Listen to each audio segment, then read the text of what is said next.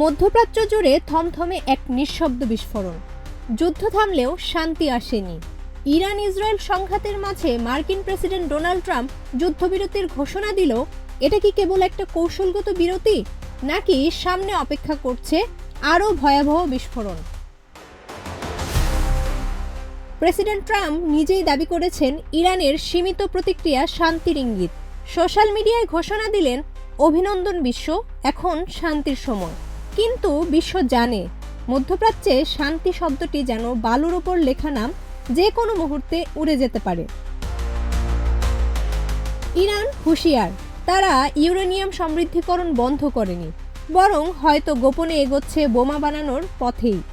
যুদ্ধবিরতি ঘোষণা হলেও ইরানের সর্বোচ্চ ধর্মীয় নেতা আয়াতুল্লাহ খামেনি এখনও নীরব। আর এই নীরবতায় জন্ম দিয়েছে সংশয়ের, সন্দেহের। বিশ্বজুড়ে আলোচনায় এসেছে আরেকটি ভয়াবহ সম্ভাবনা। ইরান মাত্র 3 সপ্তাহেই 10টি পারমাণবিক বোমা তৈরি করতে পারে।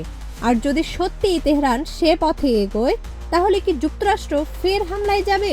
ট্রাম্প যা বলছেন, তা কি বাস্তবিক কূটনৈতিক অগ্রগতি, নাকি তার আরেকটি মরীচিকা? এদিকে ইরানের ক্ষেপণাস্ত্র কর্মসূচি ইতোমধ্যে আঞ্চলিক সামরিক ভারসাম্য ভেঙে দিয়েছে। তারা শুধু প্রতিশোধ নেয়নি, দেখিয়ে দিয়েছে তারা টিকে থাকতে পারে, আঘাত হানতেও পারে। নেতানিয়াহুর জন্য এটি হতে পারে মারাত্মক কৌশলগত ভুল। যারা ইসরায়েলকে আগে শত্রু ভাবত না, তারাও এখন প্রশ্ন তুলছে তাদের অবস্থান নিয়ে।